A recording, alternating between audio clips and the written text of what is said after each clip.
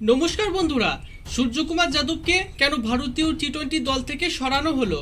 BCCI ভারতীয় আন্তর্জাতিক cricket দলের নতুন অধিনায়ক ঘোষণা করেছে শ্রেয়াস আয়ারকে। বর্তমানে ভারতের পুরুষ টি-20 ক্রিকেট দলের অধিনায়ক হচ্ছেন শ্রেয়াস আয়ার। তবে গৌতম গম্ভীরের ইচ্ছা ছিল সঞ্জু স্যামসনকে ভারতীয় টি-20 দলের অধিনায়ক করার। তবে গৌতম গম্ভীরের সিদ্ধান্ত মেনে নেয়নি বিসিসিআই। সূর্যকুমার টি-20 ছাড়া অন্য কোনো ফরম্যাটে নিয়মিত ভারতের হয়ে খেলেন না।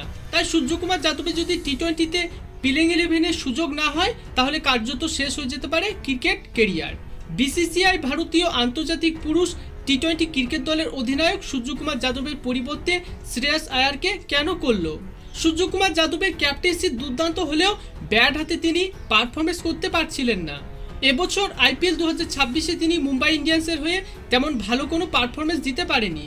সূর্যকুমারের ব্যাটিং পারফরমেন্স ও ফিটনেসের কারণে এই সিদ্ধান্ত নিয়েছে বিসিসিআই এবং 2028 সালে টি-20 বিশ্বকাপ ও অলিম্পিকে দুর্দান্ত পারফরমেন্স ও মনোযোগী হওয়ার জন্য বিসিসিআই এই সিদ্ধান্ত নিয়েছে। 50টিরও বেশি ম্যাচে সূর্যকুমার ভারতকে নেতৃত্ব দিয়েছে। তার অধিনায়কত্বে ভারতীয় দল 82% জয়লাভ করেছে।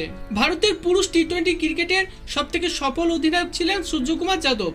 তারপরও তাকে সরিয়ে দেওয়া হয়েছে।